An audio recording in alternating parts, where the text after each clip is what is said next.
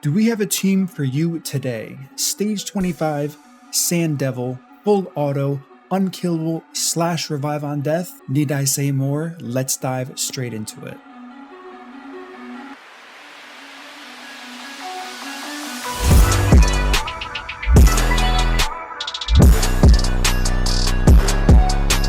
What up, team? It is MurderInc. Do we have a team for you here today? So we started off with Bat Eater. Bat Eater's probably the greatest team to ever exist, right? Then it evolved into Demitha. We had Myth Eater. Then we had Fu Myth Eater. Then we had Fu Myth Sham. You get what I'm saying. All of these acronyms. The game's just expanded so much. Helikath, of course, came into it. And now we have a Skyeater team for the new dungeon. Crazy fun. First, before I get into it, let's give credit to the origin that gave me the idea to make this, from somebody on Reddit called Frackle. He put up a post for a proof of concept team. This is definitely very smart. You'll notice pretty quickly while reading this. And it has to do with using champions from the Bat Eater team, adding in 2 other champions at different speeds, and then he made it work. The one thing he was complaining about was the very long time, so I saw this and I said, let's hit it. Let's dig straight into it, make it as fast as possible, and that's what we did here today. So I'm going to show you that team, who's in that team. You guys probably already know. So we are heading in, talking about the stage 25 of the Sand Devil, using the team Septimus, Double Maneater, Skytouch Shaman, and Painkeeper. Really fun team. And the benefit of this over something like a Bat Eater for the clan boss is the Septimus roll. The sky is the limit. Whoever your heart desires, you can use. Ideally, use an Awakened Legendary so you can get Brimstone. That's going to speed up your runs a ton, especially if it's 6-star. Getting a 6-star Legendary I know is kind of hard, but once I explain this team to you, show you how it works, this is something where if you understand how it works, you will never say, why is my team not working? It's the most troubleshoot friendly team I've ever created. That's because if one thing goes wrong, you know exactly why it went wrong. And on top of that, setting this up is so easy. You can make it so literally nothing ever goes wrong. Doesn't matter what your RNG is. So let's talk about it and view the run here. We have the typical Skytouch Shaman putting Revive on Death. All things are smooth, right? We have the Double Maneater serving Double Maneater purpose. Thinking about the clan boss, he's covering 2 AoEs from this Sand Devil here. Then we have Painkeeper resetting the cooldown, not only on the 2 Maneaters, but also the Skytouch Shaman. And then we have our Pumper in the number 1 slot. I use Septimus. Septimus definitely isn't the best option. If you have the Void Legendary, Acrisia, that's going to be the best for sure. But from what Vrackle, the original poster of the concept, wrote is, the team takes forever. The screenshot I saw had 15 minutes, 14 minutes, and 13-minute runs. Now, for stage 25, if you're just trying to get it done, there's nothing wrong with that. However, if this is something that's going to be farmed, you want it to be at least a little bit faster, right? Even if you're going to put it on overnight, yes, it's a valuable dungeon to get those high ascensions. We're talking about stage 25. Lots of players have struggled with making a team, and the teams that do exist, they're existing only because of a bug. I'm not going to say all of them, but if you're not familiar with this, Geomancer is bugged. But when you bring him down to 1 HP, he just becomes unkillable sometimes. So it's making these teams that are showcased, if you don't test it 100 times or whatnot, it's going to look like a consistent team. People are going to try to build it and it's just going to fail for them. So the boss was quite clearly made to counter Geomancer, and there's something not working that's probably going to get patched rather quickly. So what are the important things for you to know about this? The first thing is, since it's called a Skyeater, the only required champion for this, I guess, team based on the name is going to be Skytouch Shaman, 2 Maneaters, and the Painkeeper. And like I already mentioned, the 3 champions are going to be from your Bat Eater team if you are running that. If you want to optimize it even more like I did for a team like this, you can do that, but you don't have to. The second thing that's important to know is Do you need a fully booked Skytouch Shaman? No. Do you need an unbooked Skytouch Shaman? No. Murder, why did you just say no twice? Audience, thank you for asking. So, Skytouch Shaman isn't a book-hungry champion by any means, but in order to get this to work, you need the Revive on Death on a 5-turn cooldown. So you need 1 book in this A2 ability. Now, if you don't have a Skytouch Shaman, don't worry, it's not the end of the world for you. As we speak, Mr. Smiley TK is releasing a video on the same team using Lightsworn. It's going to take a little bit longer.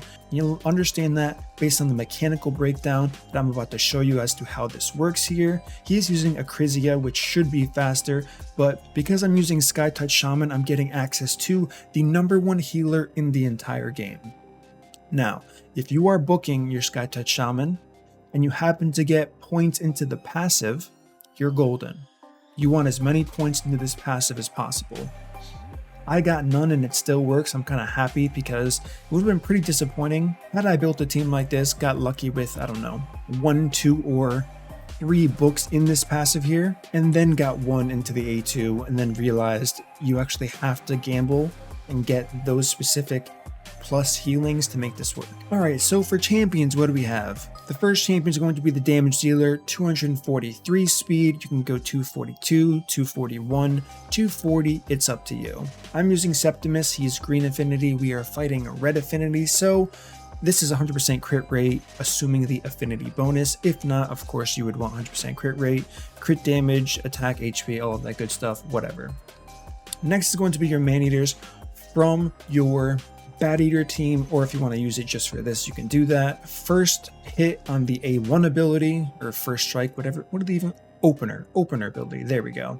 A2, of course we're going to disable this because you don't want that 3% chance to fully deplete the turn meter, have him lose all of his HP, and things just go to shambles. So we are turning this A2 off for sure. Now you can run a different speed on this man, it doesn't have to be 270. However, that's going to change things. If it's anything slower than 270 speed, listen up. Anything slower, you take the opener off and then you leave it. He's going to use Ancient Blood first and then you're good. You can even do this. Opener, Ancient Blood. Fine. That's the only difference you're going to make. Once again, if it's below 270 speed, because that's what the boss is at, so he's going to go before the boss. If he goes after the boss, you have to open with Ancient Blood, because he's going to one-shot the team with Revive on Death, then he uses Ancient Blood. If he's going to go first at 270 speed, you use the A1. Why did I do this? Because I took the Mastery that decreases defense. Every time you hit it, I wanted it as soon as possible, so I made this small quality of life change. Next, Man-Eater here, 240 speed, once again opening with that A1 ability. That happens no matter what, turning off the A2 and then we're leaving it. The other stats don't matter, 100% crit rate, fine, he's not going to do a ton of damage, I think it's like 3,000 crits, whatever. I'm just addicted to 100% crit rate for no apparent reason at all. So he's pretty self-explanatory. Next we have Painkeeper. Opening ability is going to be Spectacular Sweep. Now this champion, the build of this is going to be interesting. I'm not going to talk about it right now. I have to talk about it when we do the run so you understand why I did what I did. 244 speed, doesn't have to be 244 speed. It can be 240, 241, 242, 243, or 244. The order of this champion also depends on the team you're running. Once again, I'll get into that once I start to run and explain things as far as Painkeeper and Septimus being the 2 slowest. Who goes first, who goes second, that's going to be very important. And finally, we have the queen of the entire team, Skytouch Shaman. I just put 1 here for no apparent reason. She needs to be 272 speed, 271 speed, or I guess 270 speed, doesn't really matter here. As long as she's going before the boss and she's not competing with Man-Eater. If you do decide to put a Man-Eater going before the boss as well, so it's safe to just put her a little bit faster than 270, or whatever the boss's speed's at. You want her high HP for sure. Being the best healer in the game, you want to make sure you're utilizing that. And you need her in an immunity set, so this could be a little bit difficult to build for some players because that is quite high speed for an immunity set. But once again, you don't have to use this comp. You can use the alternative with Lightsworn. Lightsworn, of course, cannot be booked as well on his Revive on Death, making sure that's a 5-turn cooldown. So that's the AI setup for this team. Any champion you want in the aura, making the aura make sense here. This is attack in all battles, so it works out for me. Now let's talk about how this all works. We're going to stick with 1x speed here. Maneater goes first, defense decreased. Bam. Well, he doesn't go first, he went after, but okay, let me take this off auto. So you would think decreased speed, fear, all of these things are bad. No. Why is that?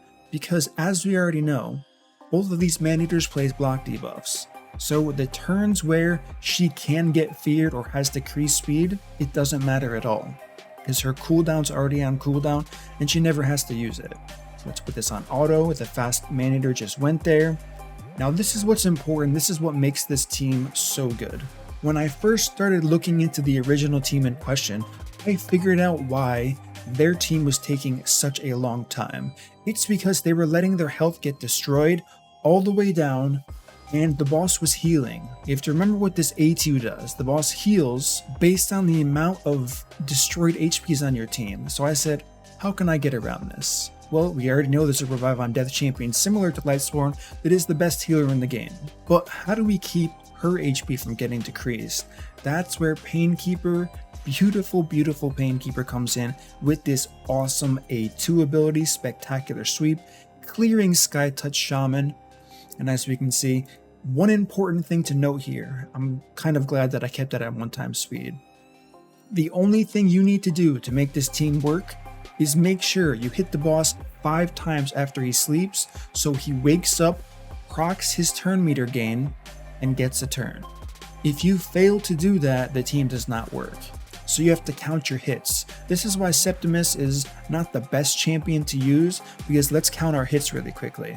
Sky Touch Shaman, 1, or she gets feared, that's 0. Maneater is going to use Unkillable, 0 or 1 again.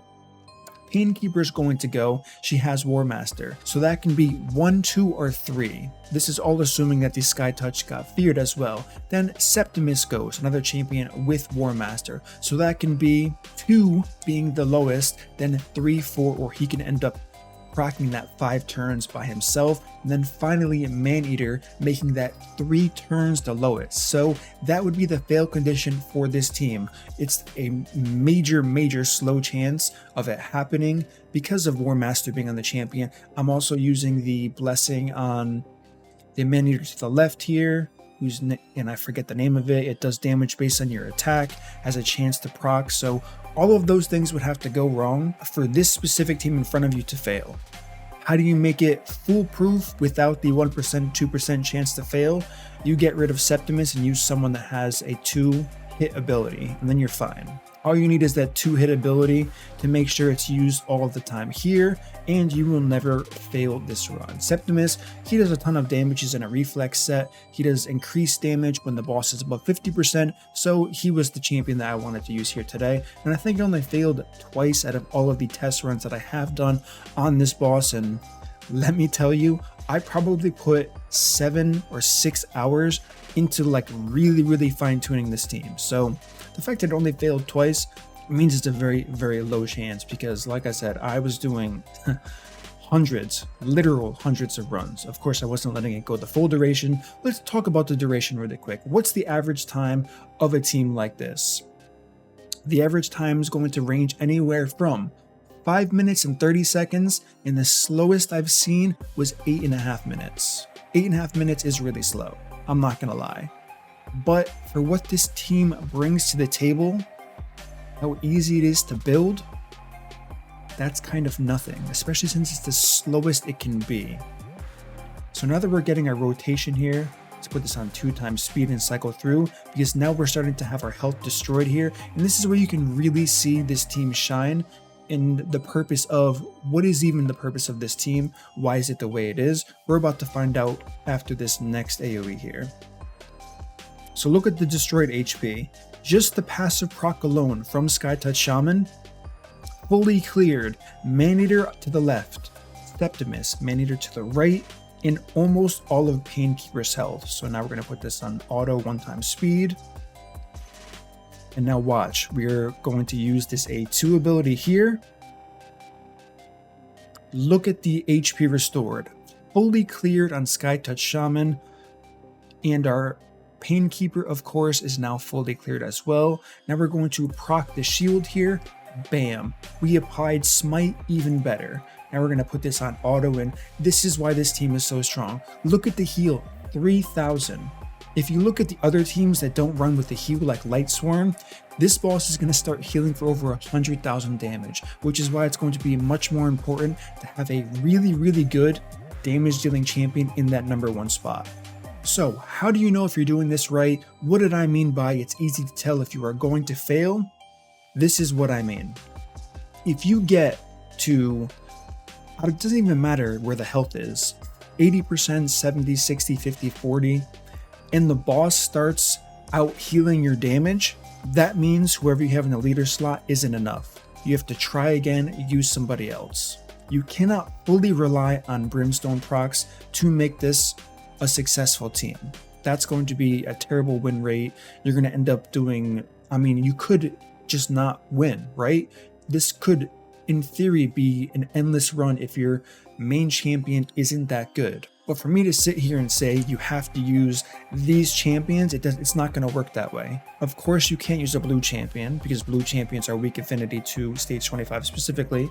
This will work on stage 24. Haven't tested 23 out, but if you alter the speeds, just going down, if you start with the speeds here and just subtract by 5, it'll work. Of course, you won't be able to use your Bat Eater, which is why 25 and 24 for this purpose is really good, but outside of that, it does not really matter. So like I said, for me to tell you who you can use and who you can't use, it's not for me to say. It's going to depend on your account, your gear, which champion you want. As long as you see this red bar above the boss moving to the left after 6 rounds and not moving to the right, if you're, confused, grab a sticky note, put it on the boss. You're going to start killing the boss.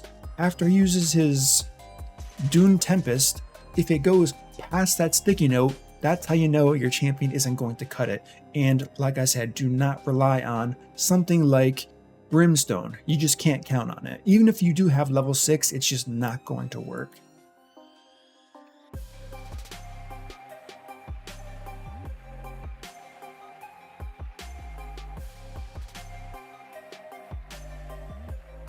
So now that we talked at that, we saw another great example there. Kind of just wanted to pause it so you could see how everything went down. Cooldown decrease, we're making good time, of course, 8 minutes. As I said, this is going to be the fastest. I guess I've been talking for a while, so I'm not going to show you too much of this. This is pretty straightforward. You can expect what we're seeing here to happen throughout your entire run. They lose health from decrease, they put revive on death, this whole thing repeats, they clear the decreased health, and by the end of it, you're only you're only having the boss heal for on average 10 to 11,000 every 3 turns. That's the extent, because at some point you cannot fully clear the decreased health 100% of the time. With a team like this, despite how good the healers are, they will simply fall behind over time. So with all of that stuff, as we can see here, this is the perfect example. Skytouch Shaman, while everyone else is cleared, she still has a little bit because she has a ton of health. The more health you have, while you are doing more healing for the rest of your team, it's much harder for Painkeeper to fully clear Skytouch the deeper into the boss you get. We're going to use this, wake this guy up, use the A1 game set match. So this is the big rundown. This is everything you need to know about it. If you want to use counter attacks, that's fine. War Master, Giant Slayer is fine on any champion you want. It's not going to ruin it in any way, shape, or form here. Now, the only thing to consider that I briefly talked about before is when you get to the Revive on Death phase. Let's say Skytouch Shaman just applied Revive on Death here. It's easy to guarantee you getting heals. Actually, let me just skip ahead till we get that part. Okay, we have 1 turn here. As we can see, we're doing pretty much negative damage right now. At 10,000 damage, it is going to add up. Okay, here's the Revive on Death part. It's auto until we get killed, so I can explain. about the order of Septimus and Painkeeper. So we're going to use this A1 here. Good. Next thing we do is we use the Unkillable. Now, if you want the champion that you're using in the Septimus slot to go first, you can do that. However, understand this, and this is something that a lot of content creators and players thinks a bug, but it's not really a bug. If I have a 3-hit champion that's about to go before Painkeeper, so just picture the speeds are reversed for just 1 second. The champion goes, it hits the boss 3 times, the turn counter goes down to 1. If I use Spectacular Sweep with 1 turn remaining, I am not going to heal or clear anyone's destroyed HP. So why is that the case? Why is my destroyed HP not going to be cleansed even though there was 1 turn left on the sleep timer? It's because the damage happens first and then it says then heals all allies. Most heals in the game that are applied to any type of damaging skill work this way. So even though it says there is 1 count remaining on it, unfortunately the heal is not going to come before the allowance period of clearing that destroyed health. The second major point is going to be, really quickly, just taking a look at all of the champions here. If I heal every single champion here for 50,000, let's just say 50,000 heal across the board, how much health is going to be restored? From Septimus, the only amount of health that's going to be restored, let me just shift this over, is that small portion, here let's zoom all the way in, the small portion that's missing. That's considered a heal. Anything above that is not considered a heal in this game and hasn't been since Dracomorph's A1 was nerfed, which had to have been a year ago, a year and a half ago. It was a long time ago. Same thing applies for both of these man-eaters. Look at these man-eaters compared to Painkeeper and Skytouch Shaman. The amount of healing that's going to determine the amount that's going to get removed from the destroyed health is dependent on how much health you're actually healed for. Once you're full health, the champion's full health, none of that excess healing is going to remove any of the destroyed HP. That is why a lot of people think this is bugged. Now, is it possible that never meant for it to work that way? Sure. Do I believe that? No. I think they were pretty confident on exactly how they wanted this to work. Okay, let's go ahead, slap this guy. Can we get a brimstone? No. Use the A1 and ban. So that's the whole thing here. With that main point of what I just said, the reason why that's so important is because if you're not removing that destroyed HP, this is when you're in trouble. This is when the boss starts healing and your team slows down in time significantly. So all you have to do is swap the order of Painkeeper and your damage dealer if you're running into that problem, and you'll never have that issue again. Making sure Painkeeper goes first, and she always clears, because Skytouch Shaman and the Man-Eater in front of her, there's no possible way, based on those champions' kit, that she doesn't cleanse Skytouch Shaman in full. Now we're going to end this run, and I'm going to talk about how I geared these champions, because you don't have to do it, but it might be interesting for you guys. So, recently used first, Septimus. Reflex gear, nothing special about this guy, and we use Cruel.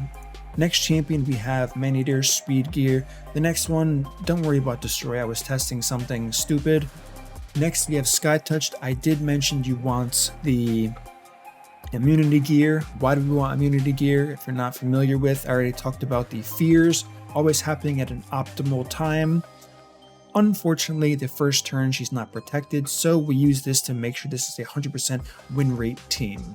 As far as masteries go, the important masteries are Steadfast, Lay on Hands, Healing, Savior. Nothing else matters. You don't need offense tree, you don't need defense tree. If you wanted to take something that's useful in the defense tree, you can take these 2 masteries here, Rejuvenation, and you would need Tough Skin to get that. Just increases the amount of healing you take, making it easier to clear that destroyed health. Now, the interesting champion, get a load of this. We have Painkeeper in the worst gear set in the entire game. I am using a curing set on Painkeeper because it's, what's a good word? It's like a really good failsafe, right? The heal from Painkeeper isn't that much, but when I'm using an insane amount of health on Skytouch Shaman, every little bit of healing matters. And the good news is her speed isn't crazy high, where it's going to take me forever to figure out how to use a curing set with someone like this. The other thing to keep in mind is the heal is based on 15% of this champion's max HP, so with that being said, you want as much HP as possible, and if you have noticed, I am using Miracle Heal. To be honest with you, I didn't notice a difference. I really took it for the extra 2,500 health, because when you think about the heal and then 5% of that heal reducing destroyed HP, I mean, I guess it's good, but like I said, it's such a small difference.